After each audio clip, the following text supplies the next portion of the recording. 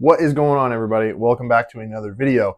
In this video, I'm a little anxious. I'm a little nervous because in 36 hours, I get on a plane and I fly to South America for a week-long adventure riding motorcycles around Ecuador. So in this video, I'm going to show you everything that I'm packing. I'm going to talk a little bit about the expectations of the trip and exactly how I put all this together. So stick around for that. We're going to flip the camera and just start talking. So here we are in my guest bedroom in the house. We're getting to know each other a little bit better. You're out of the garage and into the living space. But like I said, I'm a little bit anxious. We've got Ecuador just around the corner. And the reason that I'm going there is I have a friend that I knew when I was in the Navy. She was an Ecuadorian citizen, and she's going to be retiring from the Navy, and she has family down in Ecuador, and she's putting on a big celebration. So we're all going to go down there, and she invited me along. So I sat there at the computer and looking at her text messages and said, I think I could turn this into a motorcycle trip that I've always wanted to do. When I was younger, my dad and I had these grand ideas that we would ride our motorcycles through Central America, South America, down to Tierra del Fuego. And unfortunately for my dad, that never was something that ever came to be. And I think that kind of stoked something in me now that I'm in a place where I can pull things like this off, that I really wanted to go down to South America and enjoy it in his memory. And so in a way, it's kind of an emotional video for me, getting ready for this, and got a lot going on, but we're making it happen. What I ended up doing was I got on in the internet like you would, and I typed in motorcycle rentals in Ecuador. And wouldn't you know it, there's a extremely popular place that I'd never heard of called Freedom Bike Rentals out of Ecuador. I believe they run in other countries as well, but this is run by an expat from the US, and they have all different kinds of motorcycles to pick from, anything from fully dressed out GS and Teneres and Tuaregs and Suzuki V-Stroms and everything, all the way down to I think it's Moto Marinis and little bikes like that. I wanted to go ahead and do this on a bit of a budget, so I went ahead and reserved a GS 310, and I think that's going to be more than enough. What's cool about these folks is they give you a 24-hour cell phone so that you can call them with emergency contacts. They give you all the necessary equipment that you need for the bike, like crash bars. They put the specific tires you want on there as far as road capabilities. I told them I want more of a 50-50 tire because I'm hoping to do a little bit of both. And then they give you Moscow Moto Panner 35-liter panners, and you can rent tank bags and GPSs and everything you can imagine. They have insurance for you. You still have to buy your own like global insurance just for repatriation if you were to get injured. But all around, just go to their website and check them out. I don't get anything for it. I just can't believe everything they include for the prices that they charge for the bikes. Unlimited mileage too, so there's no limitations on how far you can go.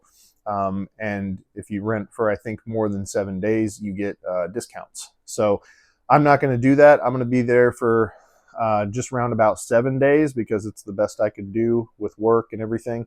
And even that has already been chaotic. It seems like work doesn't get busy till you're about to leave. Like I said, we are 36 hours away from me jumping on that plane and getting to Ecuador, hopefully.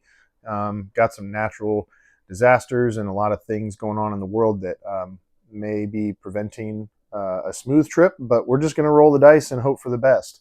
One thing I didn't say about Freedom Bike Rentals is they also offer motorcycle helmets, motorcycle gear, and all of that, but it is limited. And when I emailed them asking, hey, can I leave my stuff at home besides my helmet and boots, they said, we recommend if you have gear to bring it. So I'm going to go ahead and do that, but that really makes the carry-on and the checked baggage just a little bit heavier. So let's spin the camera around and I'll show you just how much stuff I'm bringing.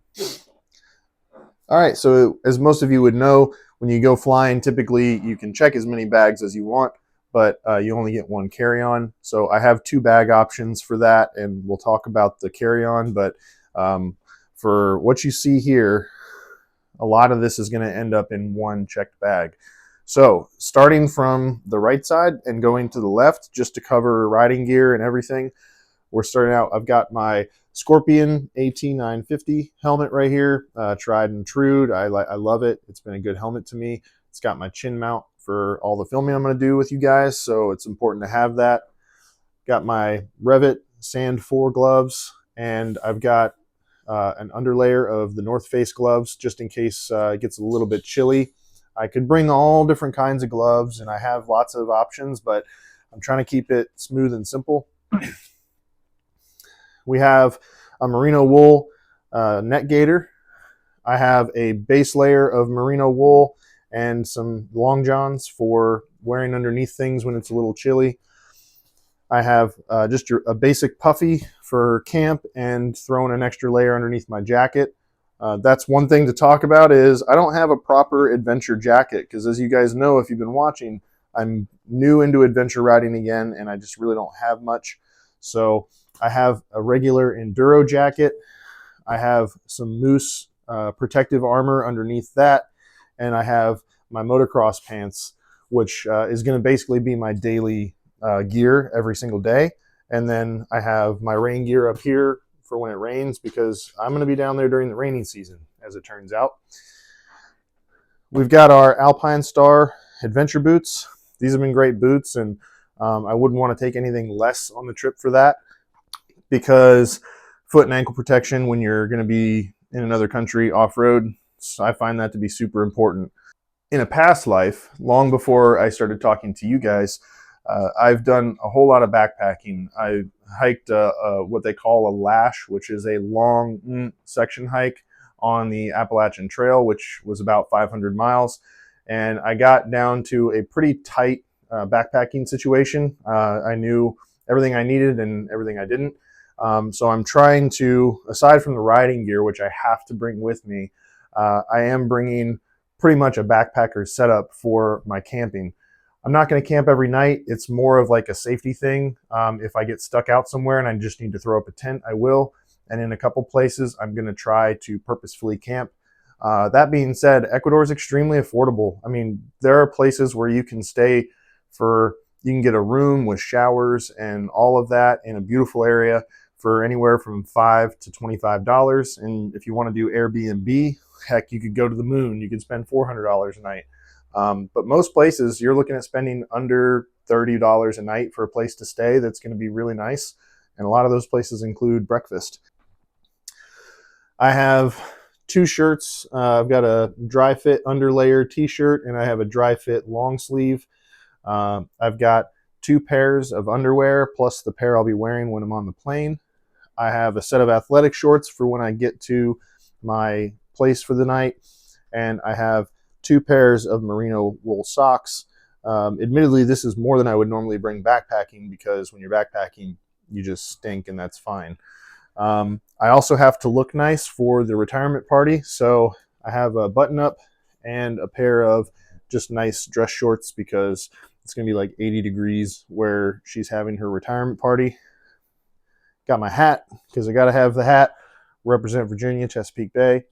That's going to cover up my nasty hair as I get through the days without showers. This is my 2-man MSR backpacking tent. I just have it stuffed into this stuff sack for now. A lot of times I'll just pack it loosely around everything that I have in my backpack. But, you know, for this trip, I think I'm just going to go down there with this.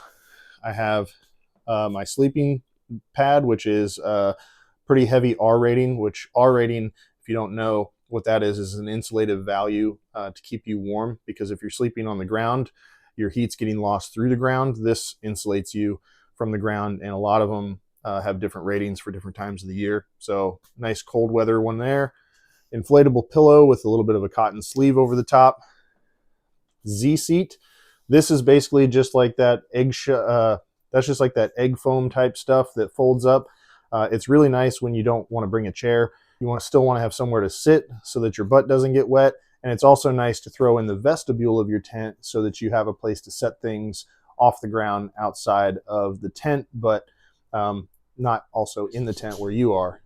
Look at Look at Carter up in the corner. I went ahead and grabbed my water shoes for canoeing, and that's just going to be for walking around after a long day, getting out of my hot, sweaty boots. Tent poles and stakes for the tent.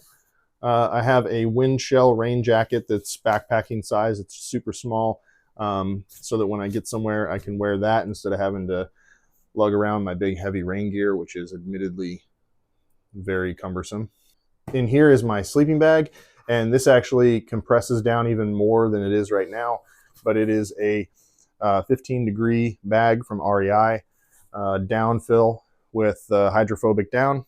Coming over here, this is my toiletry bag. It's got everything to keep me smelling good and looking good, as well as some medical stuff, just basic things, and some TP, because that's not going to be something that's common everywhere I go, because I'll not always be near big cities. Camp towel. Wouldn't normally bring this big of a camp towel, but I'm going to be there for a week, and I'm going to have a motorcycle so I can store it, and this is going to be a way to keep myself clean and dry off after showers. My cook stove. This has my Pocket Rocket MSR stove inside of it, and then it has a spork and the actual stove itself just for making coffee and hot meals while I'm camping. I have to wait to buy the fuel till I get down there, but it's readily available down in Ecuador, no problem there. Petzl headlamp for just camp at night and emergencies, self-explanatory. Couple extra chargers I haven't figured out where I'm going to put yet. Extra battery pack, that's going to be more for backup to charge my phone if I need to. This is good for about 4 charges on my cell phone. Small umbrella. This may seem like a crazy thing to get and take with you, but the amount of times that you're packing up and you have to take everything down, and it would be nice to just throw up an umbrella, or to like walk around for no bigger than this is. And again, being on a motorcycle, the weight penalty means nothing to me for this trip. So it's so small. I'm bringing an umbrella. Please crucify me in the comments for that. I know it's extra. All my filming stuff here. I've got all my extra batteries. I've got my mics. I've got 2 cameras in there. I've got this new headpiece, which hopefully will make it easier to film around camp. An extra battery charging pack for my GoPro batteries. 35mm film camera. That's more just a fun thing for me, and my passport. So all of that stuff is going to go with me and fit into my bag. And I'm pretty good at Tetris, so let's see how this goes.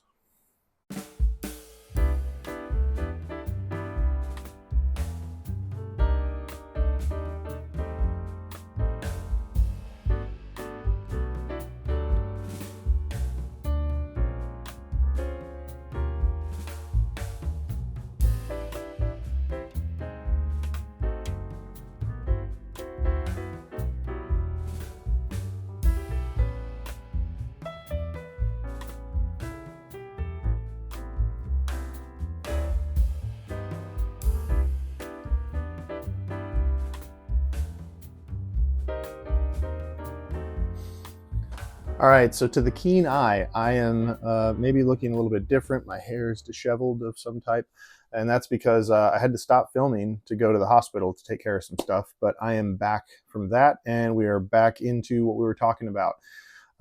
One thing I didn't mention is the beanie that was sitting down there. I'm sure you saw it in the video, but that's some more cold weather gear that I'm going to be using on the trip. And people are probably wondering, like, bro, you're going to South America. You're going to be at the equator. It's going to be hot.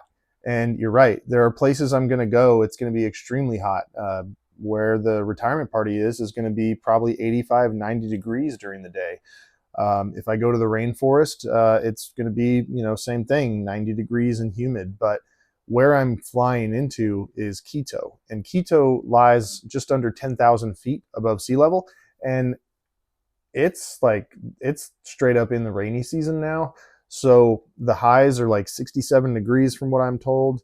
And it's going to be, chances of rain is like 100% every day. It just depends on where you are in the valley. Are you going to get hit with the rain? And I'm going to be visiting some areas along Volcano Alley, or the something of the volcanoes area that kind of like runs along the Andean mountains. And that is, I mean, the tops of those mountains are like 19,000 feet, and there are places where I may ride over 14,000 feet.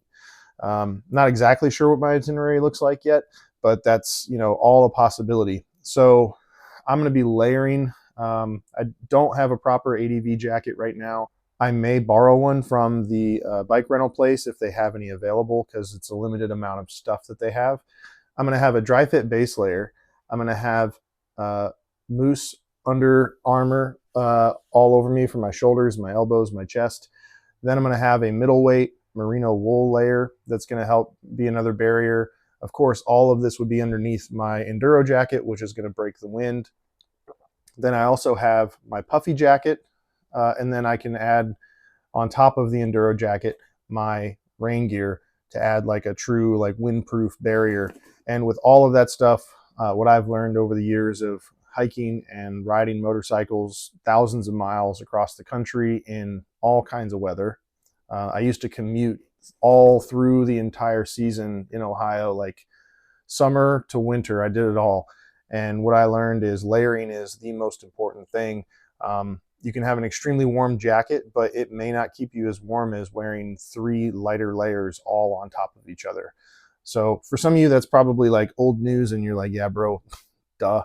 But for those of you that think, hey, I got to buy the biggest, heaviest jacket I can, and I'm just going to have to suffer through the heat when it gets hot, that's not true. You can kind of personalize your riding gear in a way that makes sense for you. It doesn't have to make sense for everybody. It's okay. Just make it work, and that's all you need to do.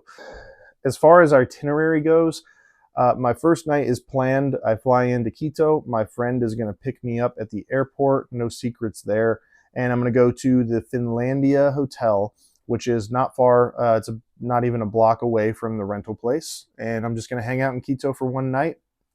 In the morning, I'll go pick up my bike. And from there, I'm kind of going to rely on the folks at the rental center as far as what they think I should do, because they live there. They know the seasons. They know what to expect. So if they steer me clear of some areas, I may listen to them. But I'm thinking at the moment I'm going to be going north to Otavalo. It's an indigenous city just north of Quito. And then I'll be headed west over towards my friend's retirement party, which is more or less in the middle of the country at some lower elevation. And then beyond that, I don't know what's going to be held on the next few days after that. I'd love to go see Chimborazo, which is not an easy task this time of year because the weather is so unpredictable. And of course, the famous Cotopaxi volcano, which is not too far away from Quito itself. So I think I'm going to be kind of making a counterclockwise rotation through Ecuador. That's my loose plan. But, you know, it's an adventure. If I knew where I was going to stay every night and I had the entire route planned out, yeah, it'd be great. But, you know, is it necessary? Not for me. Everybody has a different plan, and this is mine. And as it appears, my plan is almost no plan. So come along for the adventure. I'm excited to share it with you guys. No video probably next week because I will be in the middle of Ecuador. And if anything, I'll try to give you guys just a quick, couple minute update wherever I happen to be standing. And I will get that uploaded so you can kind of follow the trip in real time for that one quick video. And then after that, we're going to roll out a series of videos about Ecuador. I know what you guys are thinking. You're thinking, dude, you've been doing talking head videos for the last few, and we want to see some riding. And I totally agree with you. It just kind of worked out this way. But I promise that you're going to get that live update from me in Ecuador, and then you're going to be getting multiple videos on Ecuador and the trip that I took. And after that, there's going to be a little bit of downtime because I will be having surgery like right after I get back. And so there's no way around that. But I'm going to do my best to keep this rolling for you guys. And I'm having so much fun with doing this with you. And I appreciate all your comments. And just keep it rolling because this has been fun. So let's go.